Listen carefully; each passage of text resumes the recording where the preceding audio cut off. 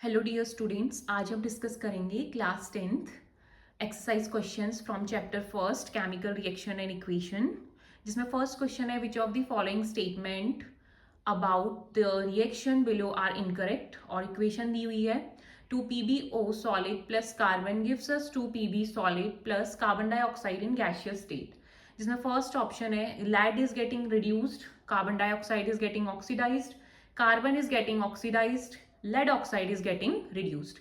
जिसमें हमें पता है कि रिएक्शंस की हमेशा LHS पोर्शन को देखते हैं, मींस रिएक्टेंट को। रिएक्टेंट के ही जो कंपाउंड है वो ऑक्सीडाइज्ड भी होते हैं और रिड्यूस्ड भी होते हैं।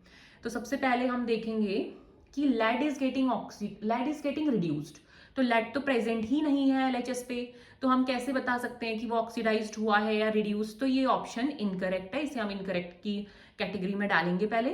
फिर है carbon dioxide is getting oxidised. Carbon dioxide भी प्रेजेंट नहीं है हमारा LHS पे, तो ये भी कट हो गया। Carbon is getting oxidised, yes carbon present है हमारा LHS पे, तो कार्बन अकेले पे था LHS पे। RHS पे चेक किया तो हमने वहां पे ऑक्सीजन भी ऐड हो गया है उसके साथ, तो सी ऑप्शन बिल्कुल करेक्ट है, कार्बन इज गेटिंग ऑक्सीडाइज्ड। अगर हम फोर्थ ऑप्शन में जाते हैं, lead oxide is getting reduced, तो लेड ऑक्साइड को अगर हम देखते हैं PbO को, अभी Pb के साथ यहाँ O प्रेजेंट है, पर हम RHS में चलते हैं तो Pb हो गया हो। अब बहुत सारे बच्चों को डाउट रहता है कि Pb हुआ है आपका रिड्यूस। नहीं, Pb रिड्यूस नहीं हुआ है। मैंने पहले भी वीडियोस में बताया है कि हमेशा हम LHS वाले ही पोर्शन को बोलेंगे वो ऑक्सीडाइज्ड हुआ है या रिड्यूस्ड हुआ है। कभी भी RHS वाला मींस प्रोडक्ट वाला टर्म या कंपाउंड या फिर एटम कभी भी ऑक्सीडाइज्ड या रिड्यूस्ड नहीं होता है, केवल रिएक्टेंट वाले ही ऑक्सीडाइज्ड या फिर रिड्यूस्ड होते हैं। तो हमारा A और B जो ऑप्शन है वो इनकरेक्ट है। तो आंसर बताना था इनमें से कौन से स्टेटमेंट्स इनकरेक्ट हैं। तो A और B मीन्स की हमारा फर्स्ट ऑप्शन बन जाएगा, A और B जो है वो इनकरेक्ट है। नेक्स्ट है Fe2O3 plus 2Al gives us Al2O3 plus 2Fe। हमने बताना है कि ये किस टाइप की रिएक्शन है। The above reaction is an example of combination. Combination नहीं है ये। डीकम्पोजिशन भी नहीं है। डबल डिस्प्लेसमेंट और डिस्प्लेसमेंट में से आपको डिसाइड करना है कि कौन सा होगा, क्योंकि कॉम्बिनेशन में तो कंबाइन होकर एक सिंगल प्रोडक्ट का फॉर्मेशन होता है और डीकम्पोजिशन में सिंगल ब्रेकडाउन होकर के मल्टीपल प्रोडक्ट्स बनते हैं।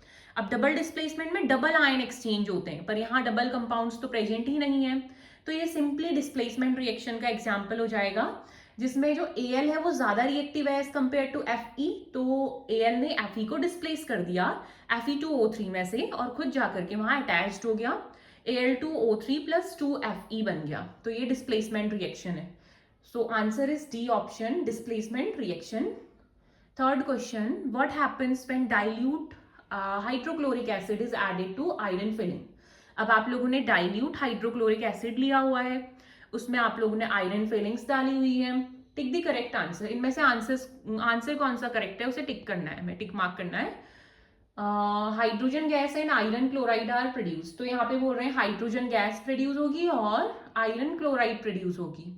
सेकेंड, क्लोरीन गैस प्रोड्यूस होगी और iron hydroxide are produce. No reaction takes place. Fourth one is iron salt and water are produced. Simply हमने समझना है, हमने एक जनरल रिएक्शन पढ़ी थी जिसमें हमने पढ़ा था कि हाइड्रोक्लोरिक एसिड को कभी भी हम मेटल के साथ रिएक्शन करवाते हैं तो वहां पे हाइड्रोजन गैस रिलीज होती है। अब इस ऑप्शन में से केवल फर्स्ट ऑप्शन में हाइड्रोजन गैस रिलीज हो रही है, तो hydrogen gas and iron chloride और मेटल का सॉल्ट बन रहा है आयरन क्लोराइड आर प्रोड्यूस, तो हमारा फर्स्ट आंसर करेक्ट हो जाएगा। So A option is the correct, hydrogen gas and iron chloride are produced. Last question, what is a balanced chemical equation? Why should chemical equations be balanced? ठीक है, balance chemical equation क्या है, क्यों जरूरी है कि कोई भी इक्वेशन बैलेंस्ड हो, ये डिस्कस करते हैं। Balance chemical equation has an equal number of atom for each element on the both the side of reactant and the product side. ठीक है, तो जो हमारी बैलेंस केमिकल इक्वेशन होती है उसमें LHS as well as RHS में equal number of atoms present होने चाहिए, मींस तभी हम रिएक्शन को बोलेंगे रिएक्शन इज बैलेंस्ड। जैसे मैंने एग्जांपल दिया हुआ है नीचे, Zn plus H2SO4 gives us ZnSO4 plus H2, means LHS में Zn एक है, RHS पे भी एक है। देन हम हाइड्रोजन चेक करेंगे, 2 हाइड्रोजन के एटम है, RHS में भी 2 हाइड्रोजन के एटम है, LHS में 1 सल्फर, RHS में 1 सल्फर, ऑक्सीजन 4 है LHS में, RHS पे भी 4 है। तो ये रिएक्शन जो है ये बैलेंस्ड केमिकल इक्वेशन है जिसमें LHS और RHS में नंबर ऑफ जो एटम होंगे वो इक्वल होंगे। अब देखो नेक्स्ट, इसमें जो नेक्स्ट क्वेश्चन पूछा हुआ है, why should chemical equation be balanced. तो chemical equation must be balanced to satisfy the law of conservation of mass. ये हमने प्रीवियस क्लासेस में भी पढ़ा है कि mass can neither be created nor be destroyed. तो मैटर के लिए भी यही कंडीशन एप्लीकेबल होती है कि उसे हम क्रिएट भी नहीं कर सकते, डिस्ट्रॉय भी नहीं कर सकते। दैट्स वाई हमें ज़रूरत होती है कि कोई भी इक्वेशन क्या हो, बैलेंस्ड हो। अगर बैलेंस्ड नहीं है तो फिर वो इस लॉ को ब्रेक कर लेगी, मीन्स वहाँ पे वो लॉ एप्लीकेबल नहीं होगा। तो इस लॉ को बनाए रखने के लिए नंबर ऑफ एटम LHS और RHS में इक्वल होनी चाहिए। एक बार हम स्टेटमेंट देखते हैं।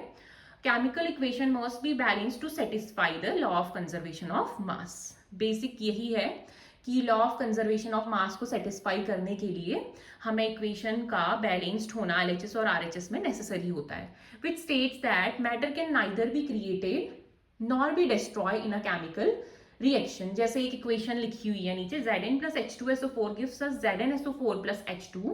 तो ये रिएक्शन क्या है, बैलेंस है। This reaction has an equal number of atoms in reactant and product. तो यहाँ पे जो एटम्स हैं रिएक्टेंट और प्रोडक्ट में वो इक्वल है। So it is a balanced chemical equation. तो हम इसे बैलेंस्ड केमिकल इक्वेशन बोल सकते हैं। तो उसके बाद जो रिमेनिंग क्वेश्चंस है वो हम नेक्स्ट वीडियो में डिस्कस करेंगे। Thank you.